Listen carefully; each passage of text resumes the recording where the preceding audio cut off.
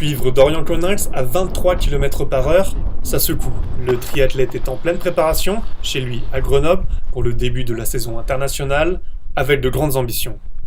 Forcément, quand je prends le départ, je le prends pour gagner. Et voilà, après, je sais qu'il y a pour le moment encore des gars plus forts que moi, mais de toute façon, si j'essaye pas de gagner, je serai sûr de pas gagner. Alors voilà, je fais de mon mieux, je joue pour gagner, et puis si c'est 3 c'est bien, si c'est 5 c'est bien, si c'est 8 et que j'ai fait mon maximum c'est bien. Multiple champion du monde junior, espoir et en relais, il rêve désormais des Jeux de Tokyo. En 2020, une échéance olympique que le triathlète veut aborder plus sereinement que la précédente à Rio, où sa 36e place reste une intense frustration. Pour cela, il a un secret, la préparation mentale. L'an passé, j'ai pas fait tout ce que je voulais faire, on va dire, mais mon objectif numéro 1 c'était d'être régulier sur l'ensemble de la saison, et ça a marché, et je pense que c'est en partie grâce à cet aspect de préparation mentale. Bien sûr il y a l'entraînement etc, mais voilà, je pense que l'aspect préparation mentale il a bien joué, et là cet hiver j'ai vraiment senti que j'avais passé un cap à l'entraînement, et du coup en partant du principe que j'ai réglé entre guillemets le problème de préparation d'avant-course. Je pense que voilà, cette année ça peut vraiment, il y a des courses vraiment intéressantes à faire, quoi, et je peux vraiment me faire plaisir. Le corps du triathlète est mis à rude épreuve par les 35 heures d'entraînement hebdomadaires.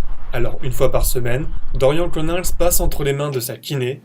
Leur mot d'ordre, mieux vaut prévenir que guérir. On fait le petit bobo dès qu'il est là, quoi. Donc on réfléchit pas et... Après, comme il se connaît bien, c'est vachement plus facile, parce qu'on va direct à l'essentiel. Là, j'imagine qu'en termes de douleur, je vais même pas lui demander à combien elle est cotée, mais elle est ridicule ta douleur. Tu me le dis juste pour me dire quelque chose, en fait, ouais, pour qu'on vraiment on aille dessus, quoi. Pour pas laisser traîner un truc, en fait. Et ça marche plutôt bien, parce que du coup... On n'a jamais de blessure, parce que je dis, on a que des petits bobos, on passe d'un truc à un autre. Parce qu'il y a toujours des trucs avec les entraînements qu'il y a, c'est pas possible d'avoir zéro. Après, c'est toujours intéressant de travailler avec des sportifs comme ça, parce qu'il y a la pression de dire ils vont pas s'arrêter de s'entraîner. Mais en même temps, ils écoutent quand il faut modeler sur 1 ou 2 jours. Alors ça peut paraître rien du tout, mais en fait pour eux c'est énorme. Si on lui dit de pas courir 3 jours, t'as fait une concession monstrueuse. Dès le lendemain matin, le triathlète replonge à 8 heures. Dans l'eau, Dorian Connals revient à ses premiers amours. Il nage depuis qu'il a 7 ans, dans cette même piscine d'Échirolles, sous les ordres de ce même coach, Raphaël Maillaro. Premier 300 c'est 75 en crawl, 25 en trappe. Deuxième 300 c'est 50 en crawl, 50 en dos. Et dernier 300, 25 en crawl, 75 en brasse.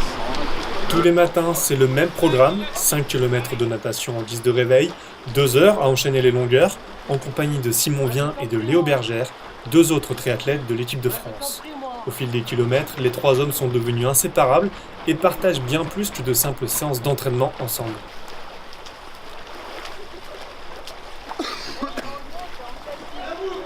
À peine le temps de se sécher, d'avaler un café,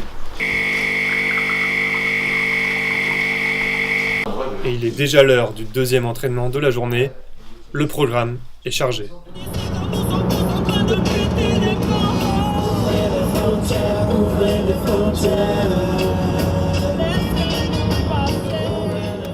Le rendez-vous est donné chez le coach pour une séance de musculation.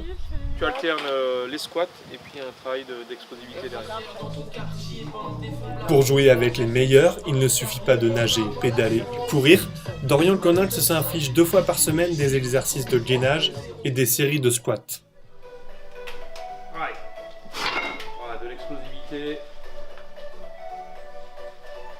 Les bienfaits de ces séances-là, c'est vraiment, dans un premier temps, prévenir les blessures, la réactivité au sol. Donc, je les trouve beaucoup plus réactifs au sol quand ils courent.